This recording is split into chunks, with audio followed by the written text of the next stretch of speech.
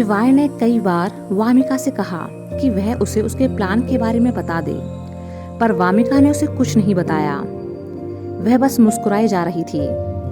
तुम देखना, कल कौस्तुभ का मुंह देखने लायक होगा। शिवाय, ठीक है, मैं कल ही देख लूंगा कि आखिर तुम ऐसा क्या करने वाली हो, लेकिन प्लीज कुछ ऐसा मत करना कि उसके दिल को ठेस पहुंचे। वामिका गंभीर हो गई। ठेस तो उसे तब पहुंचेगी जब उसके अरमानों को और हवा दूंगी, तब कौस्तुभ का दिल टूट जाएगा। उससे अच्छा है कि मैं अभी बात साफ कर दूं। शिवाय, तुम्हारी बात सही है, पर प्लीज कौस्तुभ को क्लियर कर देना कि मैंने तुम्हें इस बारे में नहीं बताया। वामिका, हाँ, वो सब मैं उसे समझा दूंगी। शिवाय अब घर के लिए निकल गया। अगले दिन सुबह सुबह जब स्कूल के लिए शिवाय निकला तो वामिका भी उसे दरवाजे पर मिल गई। दोनों अब साथ में स्कूल गए। वहां जाकर उन्होंने कौस्तुभ और दीपक से भी बातें की। वामिका को कौस्तुभ के लिए बुरा भी लग रहा था कि बेचारे के साथ आज बहुत बुरा होने वाला है, तो वहीं उसे हंसी भी आ रही थी कि वो उसके साथ जो करने वाली है उसके बाद बेचारे का मुंह देखने लायक होगा। कुछ ही देर बाद बेल बज गई और सभी लोग एग्जाम के लिए अपने अपने सिटिंग अरेंजमेंट के हिसाब से अपनी अपनी क्लासेस में चले गए। आज 2 एग्जाम थे और कल रक्षाबंधन की वजह से छुट्टी थी, इसलिए आज स्कूल में रक्षाबंधन मनाया जाना था। दीपक दिखा तो नहीं रहा था, पर वह अंदर ही अंदर डरा हुआ था कि कहीं उसकी क्लास की लड़कियां या खुद शिवाय और कौस्तुभ उसे रूही से राखी बंधवाने के लिए ना कह दें। उनके स्कूल में उस रोज लड़कियां क्लास के लड़कों को राखी बांधने के लिए लाती थीं और लड़के मिठाई लेकर आते थे, जो पूरी क्लास में सब में बराबर बांट दी जाती थी। हाँ, अगर किसी को अपनी क्लास से भी बाहर किसी को राखी बांधनी हो तो वह ऐसा भी कर सकती थी। सभी लोग अपना एग्जाम देने लगे। जब पहला पेपर खत्म हो गया तो लंच की बेल बज गई। हर क्लास में मौजूद टीचर्स ने लड़कों को एक तरफ अपने साथ लाई मिठाइयां रख देने को कहा और लड़कियों से कह दिया कि वो लड़कों को राखी बांध सकती हैं। कौस्तुभ खुश था कि वामिका उसकी क्लास में नहीं बैठी थी। शिवाय की क्लास में बैठी रूही ने उठकर सबसे पहले उसे ही राखी बांध दी, जिसके बाद वह सौरभ के पास गई तो उसने उसे नजरअंदाज कर दिया, क्योंकि लड़कियां तो उसकी दुश्मन थीं। सभी लड़कियों ने अब अपनी अपनी क्लास में मौजूद लड़कों को राखी बांधनी शुरू कर दी। कुछ देर बाद अब सारी लड़कियां टीचर्स से परमिशन लेकर क्लासरूम से बाहर निकल गईं और जिनको वो राखी बांधना चाहती थी उनको ढूंढते हुए राखी बांधनी शुरू कर दी। कौस्तुभ देख रहा था कि उसके साथ के कुछ लड़कों को मन ही मन जो लड़कियां पसंद थी वो ही उन्हें राखी बांधकर चली गई थी और उन लड़कों के चेहरे एकदम उतर गए थे।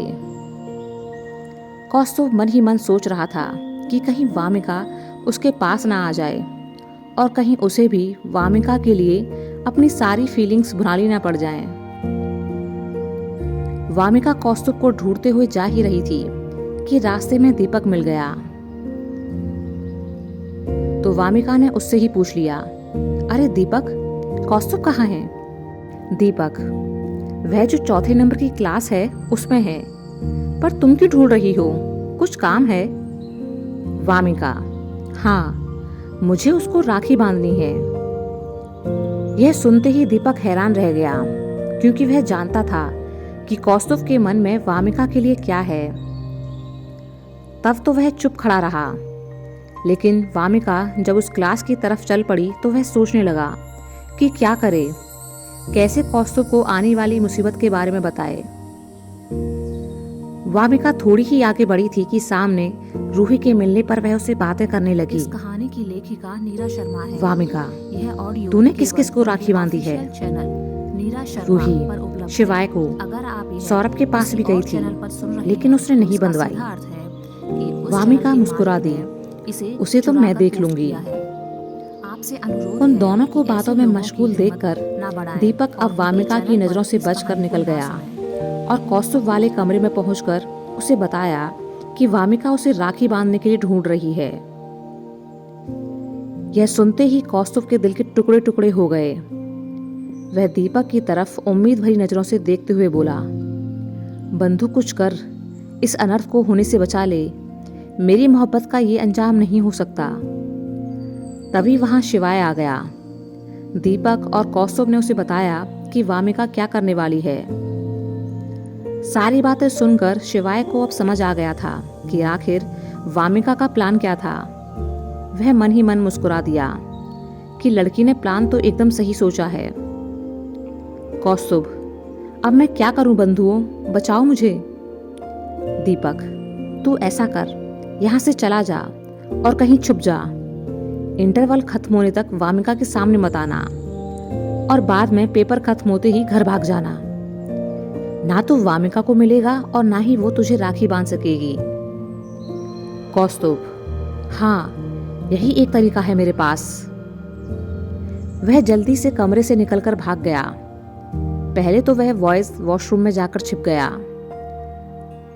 पर फिर उसे डर था कि कहीं वामिका किसी और लड़के को भेजकर उसे बाहर ना निकलवा ले। इसलिए वह अब जाकर बायोलॉजी लैब में छिप गया कि यहाँ कोई नहीं आएगा। वामिका पहले शिवाय की क्लास में गई ताकि वहां मौजूद सौरभ को राखी बांध सके।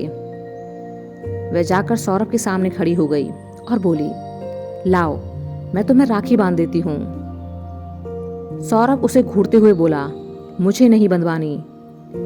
वामिका, ठीक है, तो फिर मैं जाकर निर्मल सर से ही पूछ लेती हूँ कि तुम्हें मुझसे राखी क्यों नहीं बंधवानी है। वह जैसे ही जाने को मुड़ी कि सौरभ ने अपना हाथ आगे कर दिया। अजीब जबरदस्ती है। वामिका, हाँ, जबरदस्ती है। तुम्हें कोई दिक्कत है? भाई ही तो बना रही हूं तुम्हें, कौन सा तुम्हें गले में कोई फांसी का फंदा डाल रही हूं। सौरभ, तुम्हारी जैसी बहन जिसकी हो उसका भला तो हो ही नहीं सकता।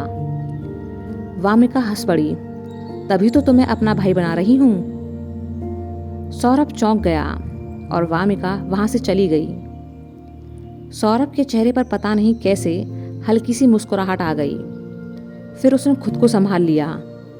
कितनी बकबक करती है ये लड़की। वामिका कौस्तुभ को ढूंढ रही थी, पर वह कहीं दिख नहीं रहा था। इधर शिवाय और दीपक जब खड़े थे तो रूही भी वहां आ गई। कौस्तुभ कहाँ है? उसे राखी बांधनी थी। शिवाय, अच्छा हुआ जो तुम आ गई। तुमने मुझे तो राखी बांध दी है, कौस्तुभ यहाँ है नहीं, तो दीपक को ही राखी बांध दो। यह सुनते ही दीपक और रूही के चेहरे का रंग उड़ गया। शिवाय, क्या हुआ? दीपक, पागल है क्या? मैं से राखी क्यों बंधवाऊंगा? शिवाय, क्यों, कोई दिक्कत है क्या? रूही ने बात संभाली, हम तो दोनों दोस्त हैं ना, इसलिए मैं इसे राखी नहीं बांध सकती। जैसे तुम और वामिका दोनों दोस्त हो और वामिका ने तुम्हें राखी नहीं बांधी, वैसे भी हम दोनों दोस्त हैं और मैं अपने दोस्त को राखी बांधकर उसे अपना भाई नहीं बना सकती। तब तक राहुल भी वहां आ खड़ा हुआ कि तभी उन लोगों की नजर अब कमरे में आती भावना पर पड़ी। वह तो शिवाय और दीपक को राखी बांधने आई थी, लेकिन उसने जब राहुल को भी वहां देखा तो ठिठक कर रुक गई। राहुल उसके हाथ में राखी देख डर गया कि कहीं भावना उसके हाथ में भी राखी ना बांध दे। भावना भी मन ही मन सोच रही थी कि वह राहुल को राखी नहीं बांध सकती। उसने गहरी सांस ली और आगे बढ़कर दीपक के सामने खड़ी हो गई। हाथ आगे करो। दीपक ने ऐसा ही किया।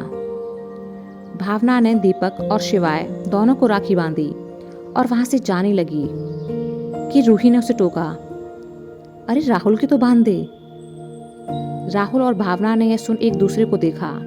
फिर भावना बोली, नहीं, ये मेरा दोस्त है। दीपक और शिवाय एक दूसरे को देख मुस्कुरा दिए। इस कहानी की लेखक शिवाय सोचने लगा कि ये रक्षाबंधन का त्योहार सबके अंदर की छिपी हुई भावनाओं को बाहर निकाल कर रख देता है। अगर आप कोई और दिन होता तो बच्चे गायब भी हो जाते, लेकिन इस बार एग्जाम्स होने की वजह से सबको स्कूल आना ही पड़ा है। इतने में आपसे वहाँ अनुरोध वामिका भी है, आ गई ऐसे लोगों की और हिम्मत कौस्तुभ को ना ढूंढने बढ़ाएं लगी, और पर उनके वह वहाँ चैनल नहीं पर मिला। इस कहानी को ना तो सुनें। बाकी दोस्तों के पास आ खड़ी हुई। ये कौस्तुभ किधर निकल गया?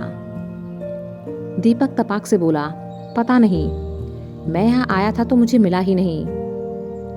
राहुल, हाँ, हमें भी नहीं मिला। वामिका ने सोचा कि शायद कौस्तुभ तक यह बात पहुंच गई होगी कि मैं उसे राखी बांधना चाहती हूँ, इसीलिए वह 9-2-11 हो गया है। लेकिन मैं भी हार नहीं मानूंगी। आज कौस्तुभ के दिमाग से यह इन्फेचुएशन का भूत उतार कर ही रहूंगी। वह वहां से जाने लगी कि भावना ने उसे रोका। अरे दीपक, राहुल और शिवाय को तो राखी बांध दे। वामिका, दीपक को तो मैंने पहले ही बांध दी है, राहुल को भी बांध देती हूँ। कहकर उसने राहुल के भी राखी बांध दी। रूही, और शिवाय को तो बांध। वामिका, इसे क्यों बांधूंगी, ये तो मेरा दोस्त है। यह सुनकर सभी हंस पड़े, लेकिन शिवाय थोड़ा झेप गया। वामिका को कुछ समझ नहीं आया कि आखिर में ये लोग हंसे क्यों। उसने जब उनसे इस बात का कारण पूछा तो दीपक ने उसे सब कह सुनाया। वामिका भी हंसने लगी।